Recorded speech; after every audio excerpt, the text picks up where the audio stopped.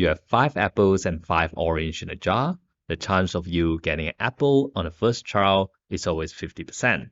However, the chances of getting apple in a consecutive trial actually decreases because there's less apple in a jar. This is a typical example where having knowledge of the first event can let you predict the probability of the second event. However, what if you have 20 different jars and 20 different fruits, and every time you draw from a different jar 4 different fruits? How would you know the probability of each, and how do you calculate such connection? This is a typical example of why Bayesian network can be useful.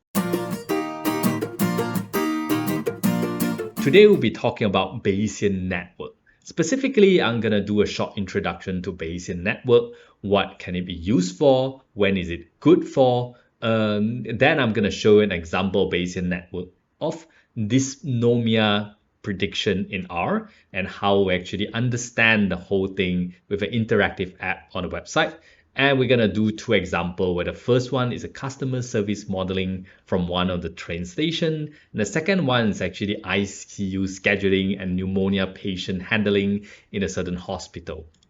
So first of all, what it is. So the basic definition of what is a Bayesian network, where it is a probabilistic graphical model for representing knowledge about uncertain domain, where each node corresponds to a random variable and its edges represent the conditional probability from the corresponding random variable. An incredibly jargonized definition, but this is a basic idea of how Bayesian network actually function in graph. So this kind of graph is actually called a directed acyclic graph, DAG. So I also talk a little bit about this in my Go ontology understanding and semantic similarity. You can see the video right there. So what it happens is we have 4 different function or condition around here, where we have the cloudiness of the day, where the sprinkler is on or not, is the rain on or not, and is the grass wet or not. So the target here is to understand the probability of the grass being wet with the pre-understanding or non-understanding of that 3 previous condition. So let's give an example. If the sprinkler is on, we can predict 100% the grass is wet. If the rain is on, we can predict 100% the grass is wet. However, if we do not have all the condition, it will be an average of all the probability of the wet grass down here. So it's very easy to substitute different condition in and understand the probability of the wet grass in this situation. Okay, so the probability of the wet grass can be changed based on information of the cloud, the rain, and the sprinkler condition, where if it's rain, the probability of wet grass will be actually over 99%. It's actually 100% over here. So that's how the parents' condition affects the children in this case. So I also miss out something called a node and edges, where the nodes are actually the circle right there that's representing the condition. The edges are the arrow, which one condition affects another. Just something out of graph theory if someone is missing out from that.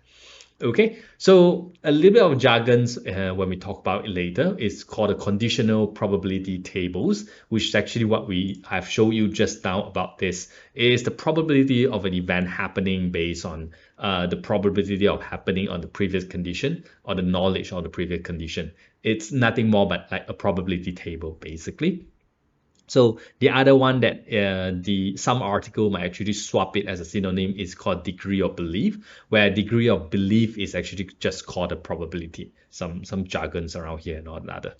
Okay, so how can Bayesian network be used and what are the field it can be used for? First of all, it's natural resource management, where we have so many different species, their feeding level, their populations, their type, or some community models of those forest resources and all that. So those are the things where we have a lot of parameters that interact with one another, and we can just put them into a Bayesian network to understand how does one parameter affects another, which actually is similar to what we call a management model, how does the customer react to, let's say, the equipment, the hardware, the human resources, and how all of that is going to affect the customer satisfaction or, the profitability of the company and so on and so forth. The integration and social model will be something like how humans interact with one company, what kind of change you can introduce, the gender gender ratio in a certain company and all of that. And lastly, the risk assessment model where, for example, your height, weight, BMI and all that, how does it affect you getting a certain disease and dying from a certain disease, and how much the hospital bill is going to cost and how much you'll get charged monthly for your insurance premium, for example, can also be done this way. Might not be the best, but it can. So some of the major limitation of Bayesian network in this case is their inability to readily represent feedback loops and dynamic relationship. So you cannot have arrows that pointed two-way. For example, you cannot have wet grass that points back to the sprinkler system. It doesn't work. You cannot have wet grass that points it back into the cloudiness. So you cannot have a cyclic loop when it's happening because it gets very confused. So all of DAG for BN actually just go one way from the top to bottom. So yeah, you can have cloudy pointed to multiple nodes. That's possible. You just cannot form a circle within your DAG over here in a Bayesian network. So the next one is, when is a good time for Bayesian normal? It's always a good time, but not exactly. So I don't really understand when do we use Bayesian network over some other network. But one of the, I think a major concern with some other networks such as logistic regression, neural network, and random forest, and all the other things that I usually do, is that Bayesian networks are not a black box, right? You can actually see the probability of each affecting one another, and you can explain very clearly why a certain thing is actually more representable than the other one, right? Like a sprinkler system is going to be more relevant than raining in this case. Then you can see the probability of both affecting another, right? Unlike logistic regression where you can't explain. So why do we need explainability? I think in certain situations such as clinical settings where you need to explain how your system works instead of just telling patient you should trust me because you're gonna 20% of you dying, or in certain like automotive industry where you're running like autonomous driving, being able to see why the machine makes that decision. It's going to form a better model, not just to convince, for example, the patient, but maybe the legislator, the government, or just the public to trust you that your system is going to be actually beneficial for them, right? So some of the things like rule-based is great, but it doesn't have the kind of modeling probabilities. So the probabilities that we talk about just now in the DEG are not actually you insert into it. You can plug in the data and just like draw a linear model, you try to draw a line through it. So those probability can be calculated and regress using a pre-existing data. So you're not super what do you call expert opinion based situation. You can actually base a little bit on data, unlike decision trees where they're yes and no, and decision tree are a little bit limited in that case where it's a bit too strong on expert opinion, and it might lead to wrong decision making if the expert has some wrong data or wrong perception or have some agendas within what they do. So this is where Bayesian network is being used. But like always, I would say the best way to understand where it's the use is, did someone use it before? And if they have, you can try to model it and modify it for yourself and add things into it.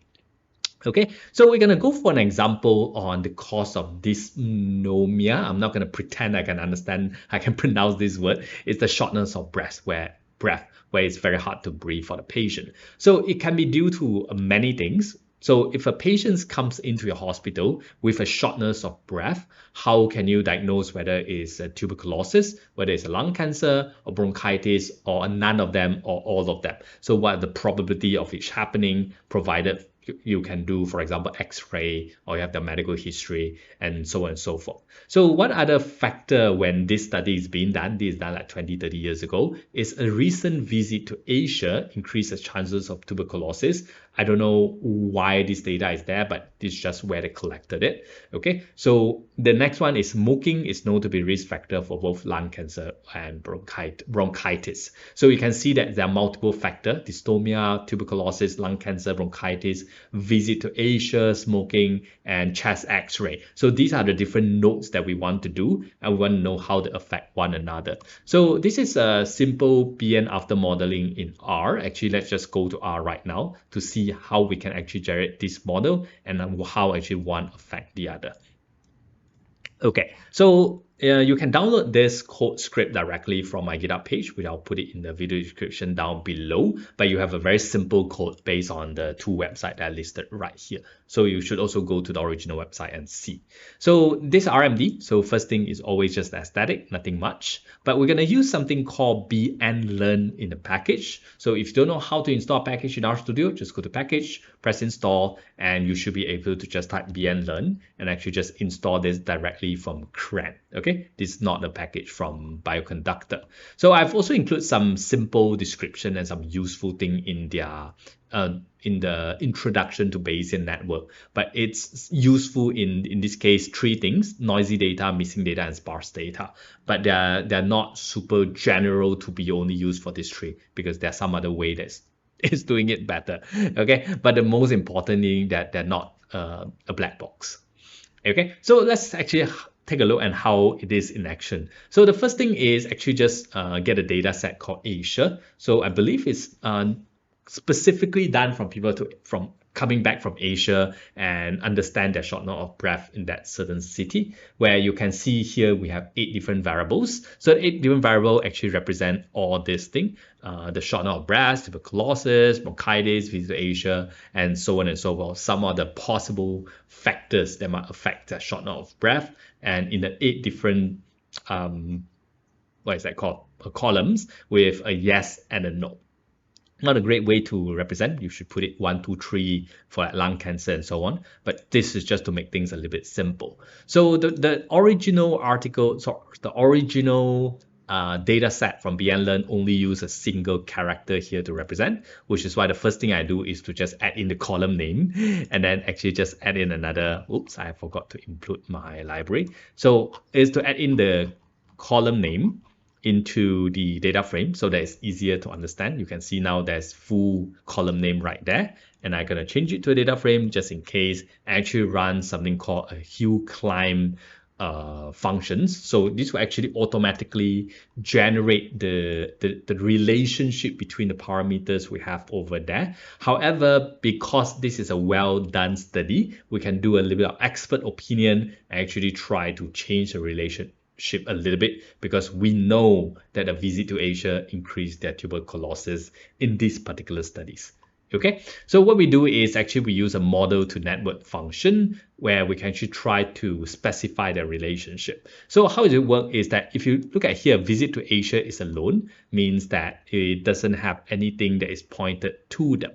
Okay, so let's actually look at this one. This is a little easier to understand. So tuberculosis / visit to Asia means tuberculosis is influenced by a visit to Asia, such as lung cancer is being influenced by smoking, such as this one where bronchitis is affected by tuberculosis versus cancer and bronchitis. So whatever is in the children is in front, whatever is the parents is the back. So you can actually use the model to network to override the hill climb just now. So this is the actual model after some expert opinion input. So this is the, there's the Bayesian network that we have built so far.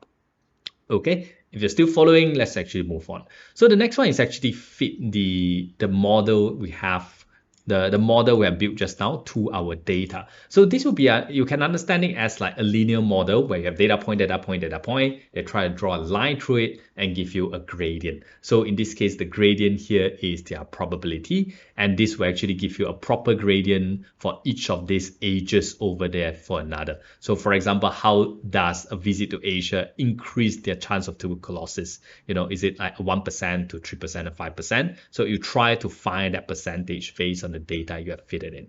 Okay, so since it's really hard to understand the whole thing, you can actually see fitted BN. You should have all the different like node ages and probability right here as a table. However, it's really hard to visualize. So what I do here is use a graph viz chart to actually just plot this out. Let's just make it a little bit bigger. So yeah, the graphing tool is a little bit broken right now, but what you can see here is a visit to Asia will actually affect the tuberculosis in this way. Yeah, it's not that easy to understand, but actually just go for a simple example that we can see right here. so let's look at the fixed BN right here where we can see the thing.